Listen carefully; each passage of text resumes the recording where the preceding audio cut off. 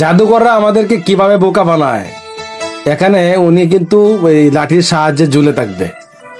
তবে একটা বিষয় আমি আপনাদেরকে আগেই বলে দিই, এটা উন্মোচন করা হবে, মানে এটা কিভাবে করে সেটা কিন্তু আপনারা বুঝতে পারবেন, মানে শিখতেও পারবেন। চাইলে আপনিও এটা ট্রাই করতে পারেন, আপনিও পারবেন। আসলে আমরা তো মনে করি যে দেখেন উনি কিন্তু এখন লাঠির সাহায্যে কি করবে, মানে ঝুলে আছে বা বসে আছে, শূন্যের উপর বসে আছে, কিন্তু এটা কিন্তু পুরোটাই একটা পুরোটাই একটা একটা ফাঁদ।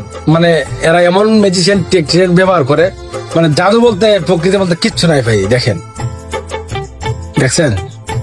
সে ঝুলে আছে, কিন্তু এটা আসলে সে ঝুলে নাই, তার একটা ট্রিক্স আছে। মানে এটা আপনিও চাইলে এটা করতে পারবেন, যে কাউকে অবাক করে দিতে পারবেন। জাস্ট একটু অপেক্ষা করবেন, আমি দেখাচ্ছি আপনাদেরকে।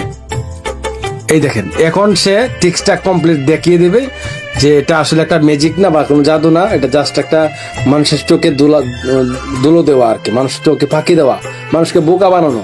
কিভাবে তৈরি করে, কিভাবে এই ট্রিক্সটা কাটিয়ে এখানে লাঠির সাহায্যে ঝুলে ওঠে দেখেন।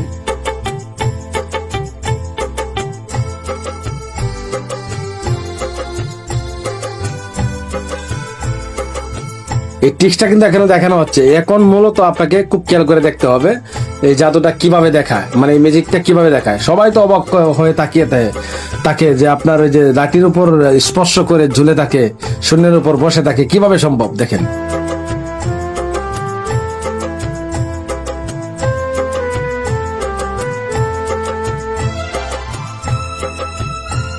মানে পুতুলের উপর সিস্টেমটা দেখাচ্ছে, একটু অপেক্ষা করবেন। নিচে কিন্তু একটি মোটা লোহার একটি পাত্র আছে নিচে, যেটা আপনার লাঠিটাকে শক্ত মজবুত করে ধরে রাখবে, এমনকি স্টপ থাকবে আর কি, লাঠিটা লড়বে না।